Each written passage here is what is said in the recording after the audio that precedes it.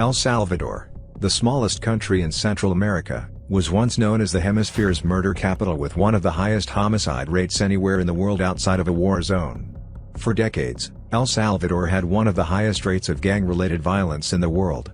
In 2015, the country's homicide rate reached 103 homicides per 100,000 people, or 6,650 homicides registered that year, making it the most violent country in the Western Hemisphere.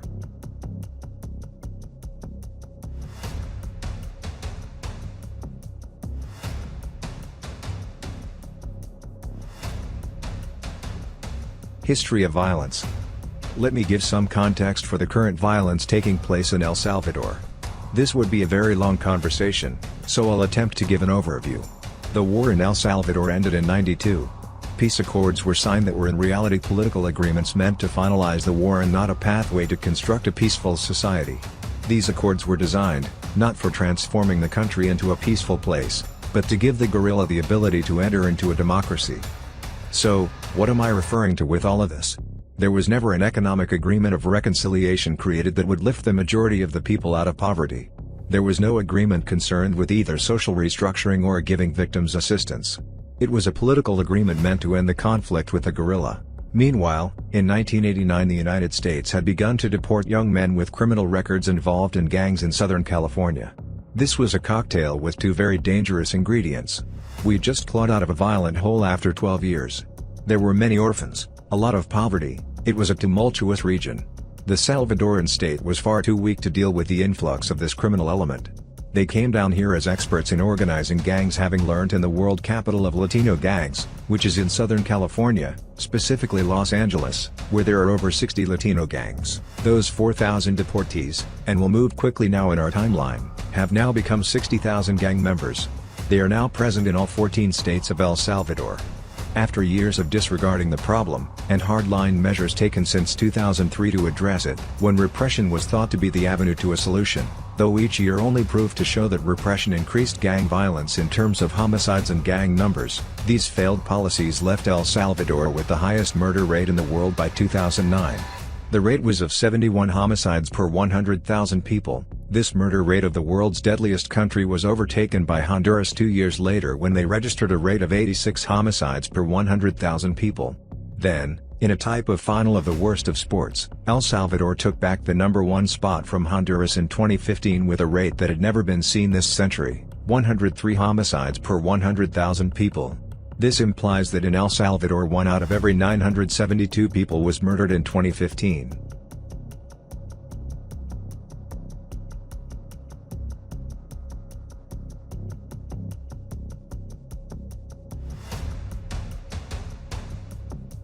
Organized crime and gangs, identity versus money. Organized crime and gangs have a very marked difference. Organized crime is purely interested in a financial reward through crime. If I belong to the MS-13 or Barrio 18 and I'm a hitman and I'm not paid, then I won't kill. Being part of a gang is defined mainly by a sense of cultural identity and not economics. In other words, how do I define myself as an adolescent?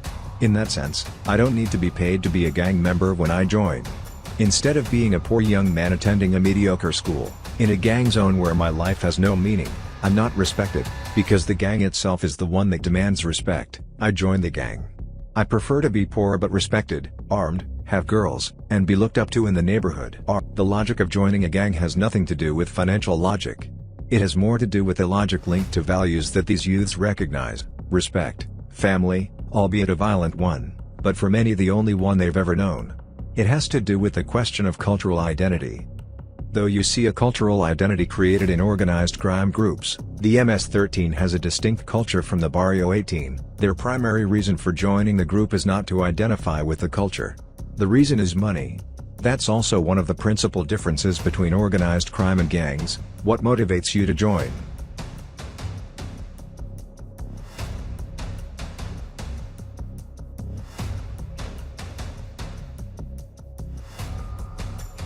Extortion affects all of society. The majority of El Salvador is affected by extortion. The problem with extortion is that it's the economic model of the worst criminal groups. In the first place, it doesn't pull the members of the criminal group out of poverty. It creates a subsistence economy. The logic would be that extortion would lead the gangs to receive large sums. In El Salvador we estimated that MS-13 receives somewhere around $31 million a year from extortion. Now, there are over 40 million members, and if you divided up the extortion money equally between all the gang members, each one would earn $34 a month. That is if this was done equally, but it's not. Extortion money usually rises to the top leaders. The low-ranking members collect the extortion money and send it up. They also have their own personal extortions which are smaller and take place in the marginal zones they control. These are the poor areas where they live. The leaders spread the extortion money to cover costs like funerals. Lawyer fees of those in prison are also paid by the gang, as well as bail for those in jail. Some members' widows are given some money. There are many costs the gang has to cover at minimum to maintain their 60 million members in service. While gang members aren't pulled out of poverty by extortion, the victims themselves are impoverished by this crime. A worker asked to pay $60 a month loses a quarter of his salary. Those extorted face a huge problem. They lose their businesses and are forced to flee the country. Extortion is a ruthless crime because if you don't pay you'll be killed. This problem touches all of Salvadoran society, from the lady selling tomatoes to the Coca-Cola company.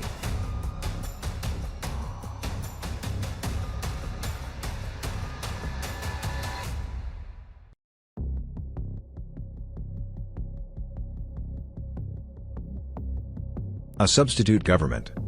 As to whether El Salvador is a failed state, in this debate people stick to formal terms like, what does a failed state mean according to the United Nations conventions?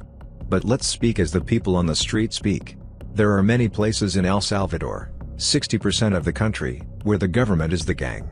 If the state wants to enter these areas, they can, with 20 policemen and 20 soldiers, but the state is the gang.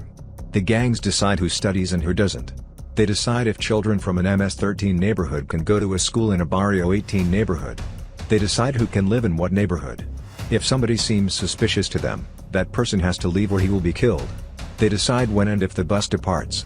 If they decide there will be a bus stoppage, even if the Minister of Transport is opposed and says that the buses will run, the buses stop. The gang decides what streets the buses can use. They decide what time all businesses will close. There are many areas in the country where the state enters as visitors. The gang is the government that's left. Call that what you want. There are people that become offended with the phrase failed state. I don't know, call it a substitute government if you like.